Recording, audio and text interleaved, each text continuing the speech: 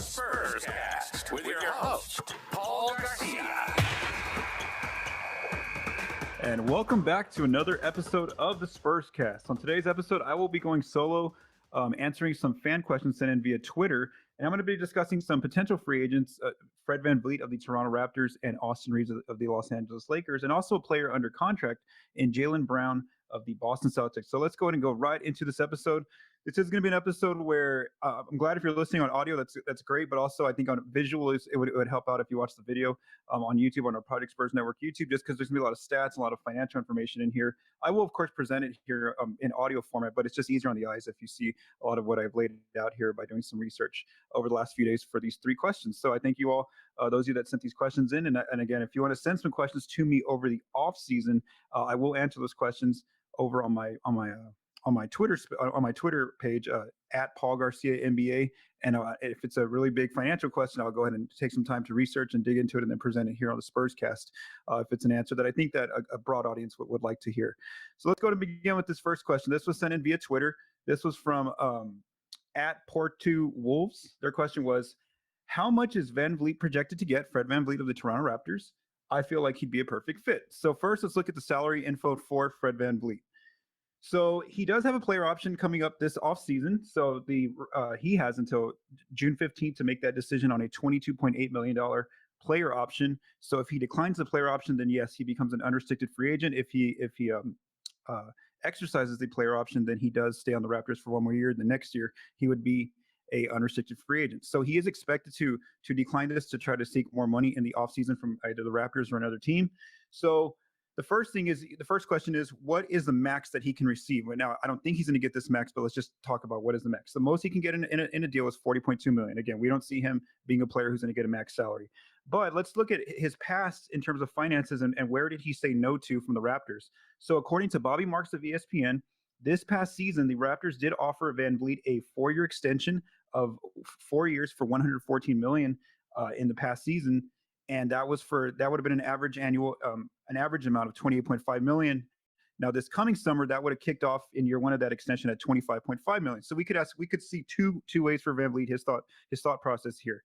Is he seeking more than that $25.5 million from a team or the Raptors, or is he seeking even more than that average annual, which is $28.5 million? So maybe we're looking at, is he asking for like that a new deal in like $29 to $30 million of year one of his new deal? Or is he just trying to compete with some of the other point guards who got deals last summer, like someone like Jalen Brunson, who Bobby Marks mentioned, who started his new deal with the Knicks at $27.7 million? So that's the key question.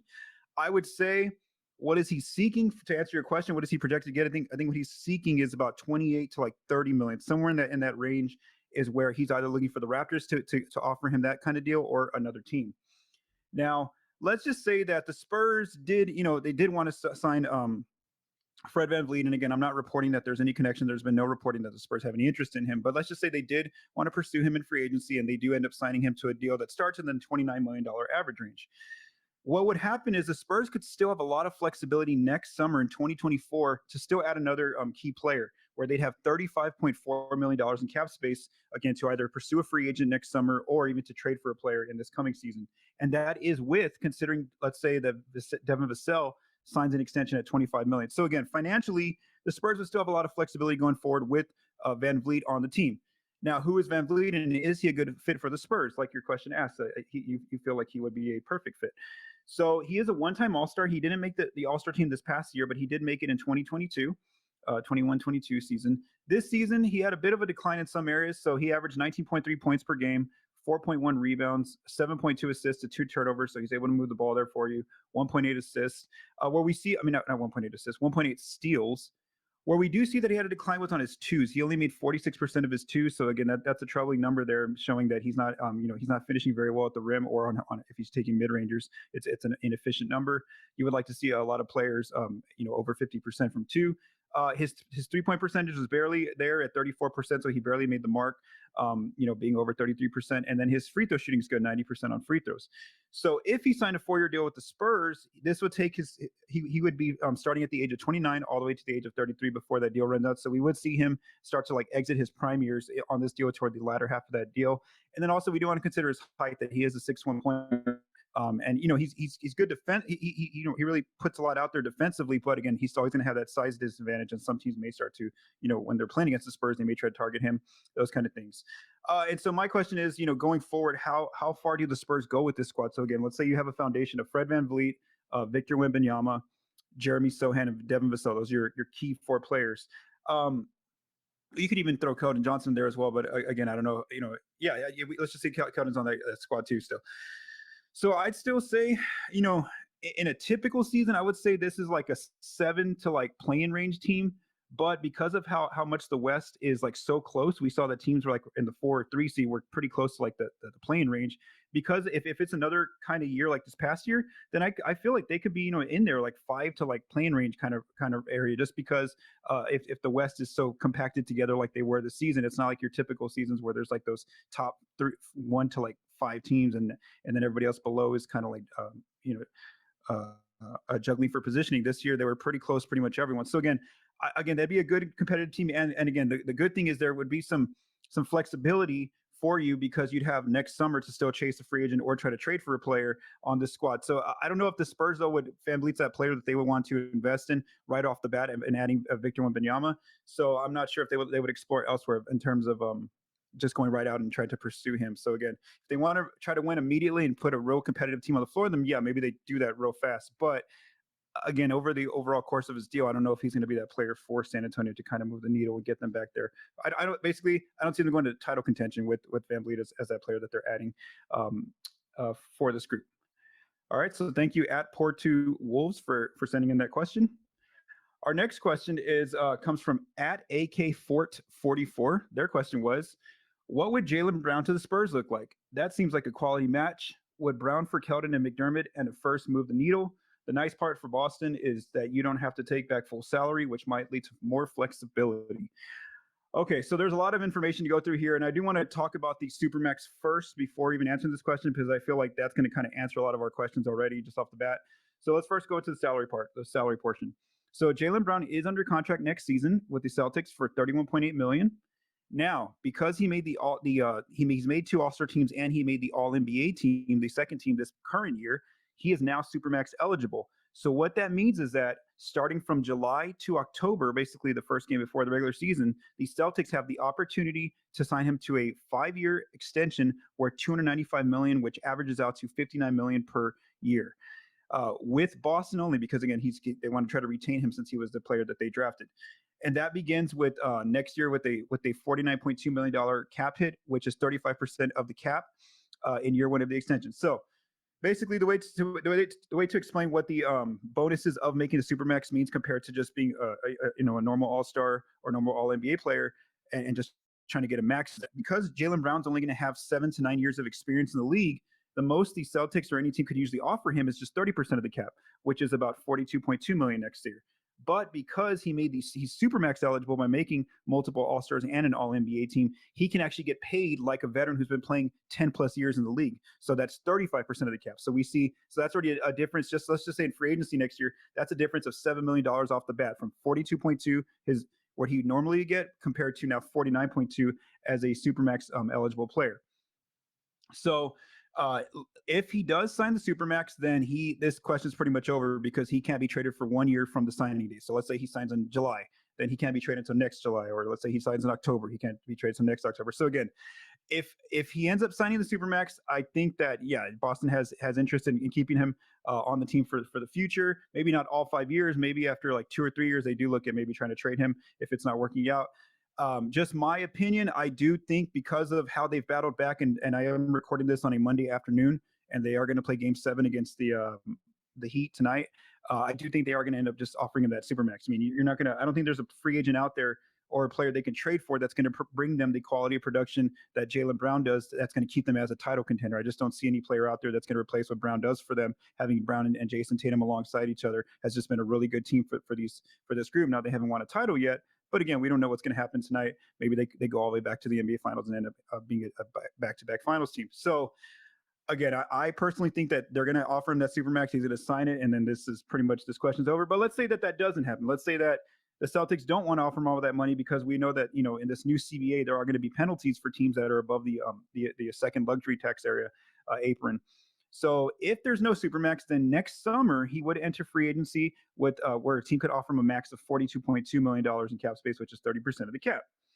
So the trade questions, again, this is a scenario where Boston says no on offering Brown that supermax, is most likely just to make salaries where Keldon Johnson is likely included. Again, the Celtics are getting a young player, 20 point per game score now is likely included. But what if Boston wants one of the Spurs young players? What if they want somebody like Malachi Branham, somebody like Jeremy Sohan? Obviously, I think when it's Sohan's name, the Spurs are going to say no.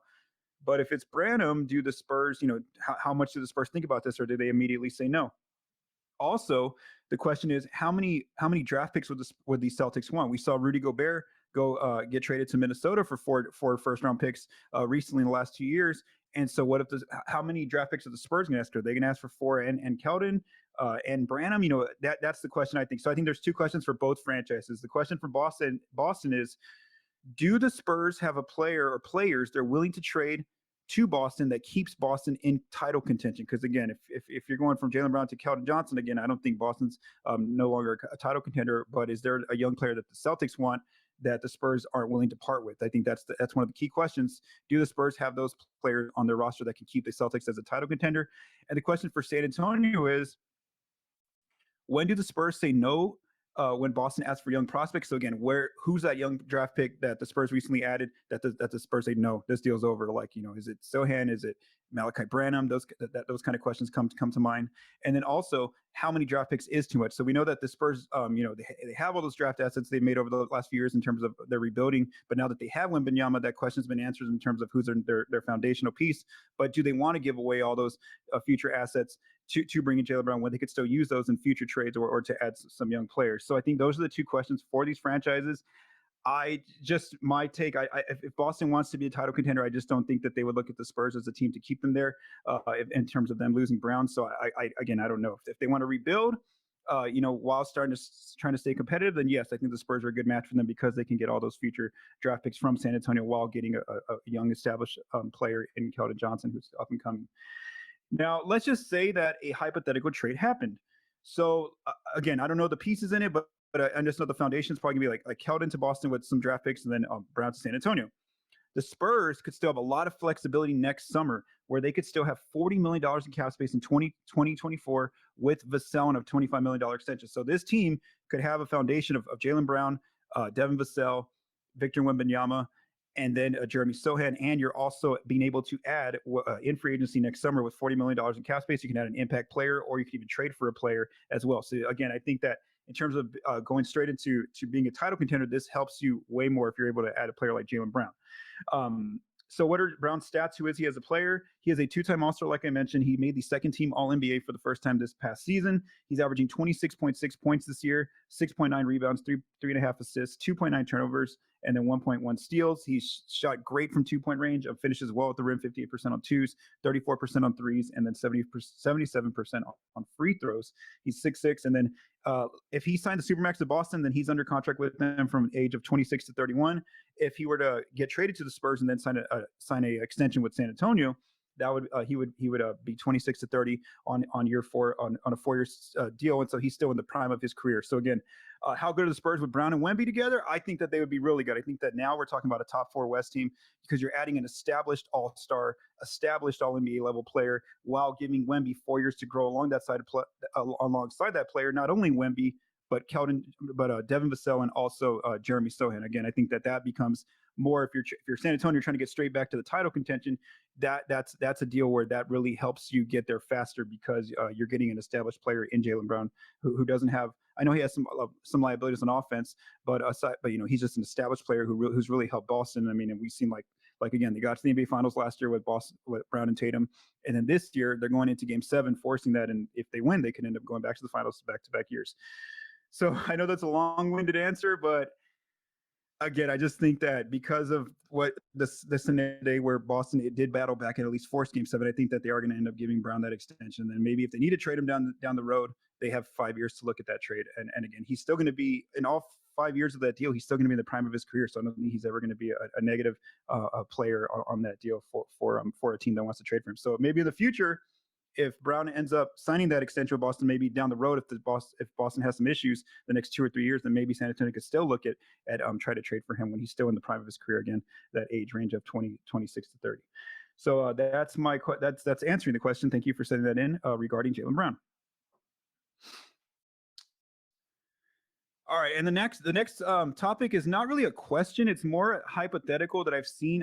Not really seen. I've heard on a different podcast from national outlets, and even one of our own Project Spurs writers, Matt Lerma, wrote an article about this player. And this is Austin Reaves. He had a really good playoff run with the Los Angeles Lakers. If you watched him, he was basically like the third best player in a lot of the series.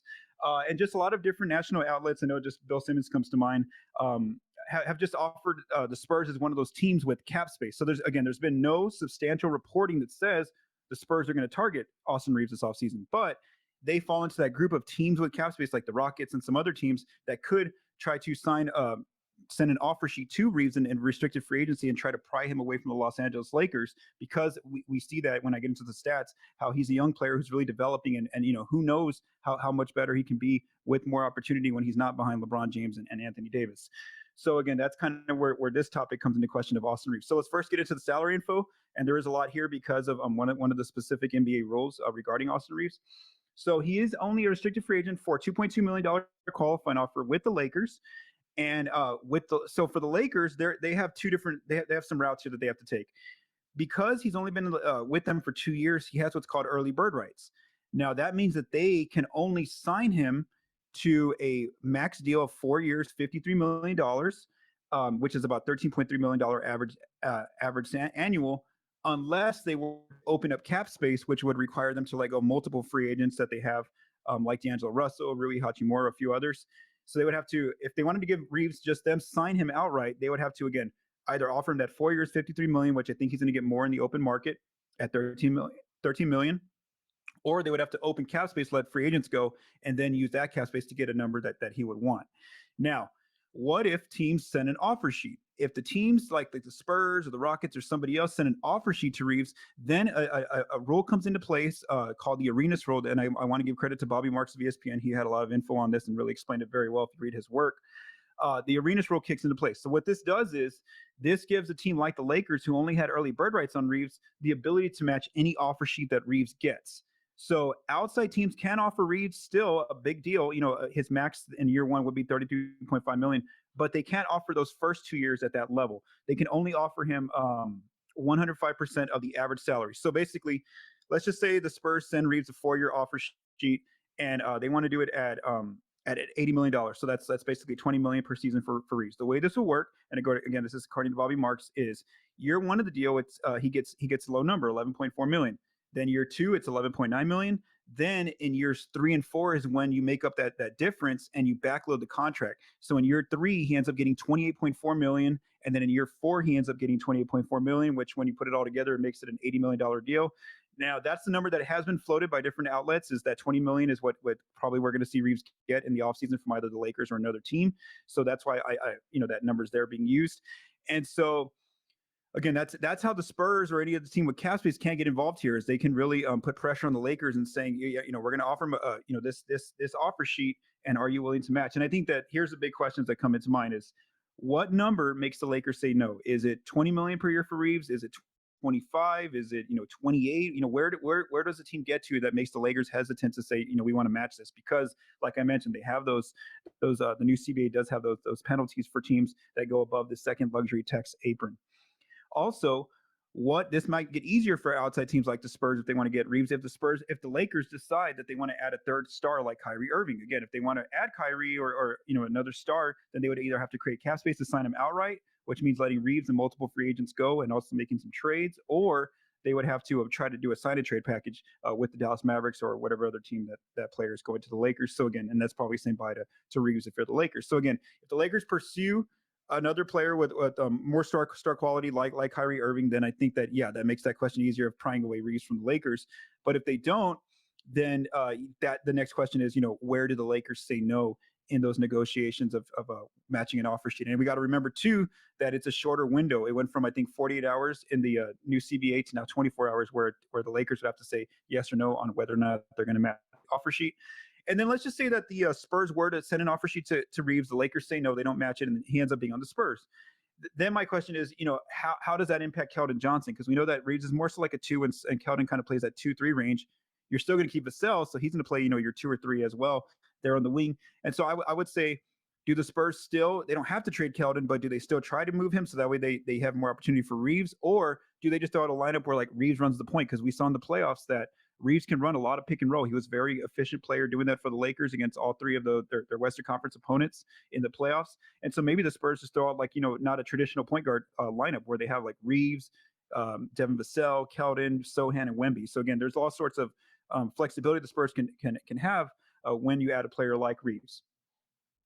Stats wise, who is Reaves as a player? So this season he averaged 13 points in the regular season, 3 rebounds, 3.4 assists, shot great numbers, 53% shooting on 2s, 40%. I mean, this is just overall, should I say, 53% from the floor, 40% on 3s, and 86% on free throws. Then in the playoffs, we saw his averages bump up where he really, like I said, he was like basically the 3rd best player for the Lakers in a lot of those series. 16.9 points per game in the playoffs, 4.4 rebounds, 4.6 assists, 46% shooting from the floor. So his numbers on 2s did go down a little bit. Shot better from 3, 44% on 3s, and then 90% from the free throw line. And then just in the Western Conference Finals alone, we saw that 21 points, 5 assists there against Denver. Reaves was again being a player that helped keep the Lakers close in those games, even though they ended up getting swept. And they lost that series. And then again, the good thing about a contract for him, whether it's in the 4-year range, is that he's going to be in the prime of his career. He's still developing. He's only 25. And so by the time this deal ends, he's only going to be 29. He'll still be in the prime of his career. And he is 6'5". And so there's 2 ways to look at if the Spurs were to get a player like Reaves. I am actually for this move. If you're San Antonio, I think this is a good option for you. Where let's just ask that first question. With Reaves, Wemby, Vassell, and Sohan as your foundation, how far can the Spurs go? So there, I think they're still more so like what I said with VanVleet. They're like that 7 to like playing range. I don't think they're quite there yet, to be one of those top teams out west. But it's because of the flexibility in Reaves's deal that really gives San Antonio a good chance to get up to contention level in years 3 and 4, or in years 1 and 2 or 3 and 4 of this deal. So the reason why is because they would have a lot of flexibility financially to add a player in free agency, sign the player outright, or even trade for a player on a team currently. Why? Because of those low numbers of Reaves' first 2 years of his deal. Again, in year 1, he would only make $11.4 million. In year 2, $11.9 million. And then in years 3 and 4 is when his salary balloons up to almost $29 million. So that, again, you would have to take advantage of those first 2 years to try to add some players to your team if you're San Antonio in this case. So let's just say that they added Reaves in an offer sheet, so he's making 11.4 this season. The Spurs still have a lot of flexibility cap-wise. They could have $20 million to $27 million still in cap space this summer to either sign a free agent or trade for a player. And then next summer, again, Reaves is only making in year 2 $11.9 million. The Spurs could have up to $52 million in cap space, and this is assuming that Devin Vassell's already signed his extension, maybe, which I'm projecting to be like around the $25 million range. So again, you have $52 million to, again, go out and pursue a max level free agent, or you could at least try to trade for a player that's on a team as well. So again, there's a lot of flexibility in these first 2 years for the Spurs if they were to add Reaves to continue to make a pretty good team out there before Reaves' contract balloons in years 3 and 4. And I know that $28 million sounds like a lot in years 3 and 4 when I say balloons, but it's really not when the cap's going to continue to go up. So I think that, out of all 3 of these deals, that I discussed today, again, I would say if I had to rank them, I would say, you go after Jaylen Brown if you can.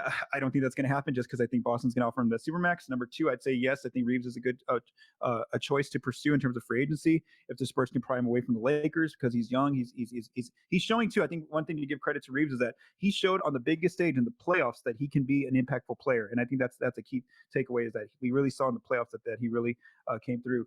Now, the last player in terms of, if I had to rank these deals, again, I would say 3rd is VanVleet, just because, again, he's getting older. He's already at 29 when he signs this new deal. He's got the height disadvantage at 6'1". And again, I don't know if he really moves the needle for you, whereas Reaves and Reaves gives you that financial flexibility to continue to make your team better. And Brown is just already an established player, an all-NBA level player that would immediately have an impact on your team.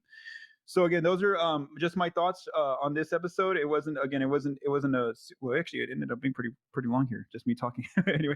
But hopefully that answered your questions. And again, it gives you a lot of background info in the event that we start to see this summer that the Spurs are interested in Austin Reaves, or the Spurs want to try to trade for Jaylen Brown, or interested in Fred VanVleet. We have some more. Now you can come back to this episode and you can look at all the financials in terms of how it's going to work out and who those players are.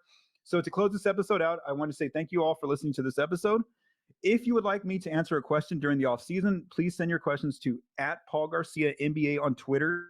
One of my favorite things to do this offseason is get a question that I don't immediately know the answer to and actually have to research it. I really like doing that, especially when it comes to financial stuff, stats wise. Those are really interesting questions for me. So that's one thing I really enjoy about the offseason is just getting to do the research and then presenting it to you all in a broad way here. I also want to say thank you to Joe Garcia for mixing and producing this episode. From all of us at Project Spurs, stay safe and have a great day.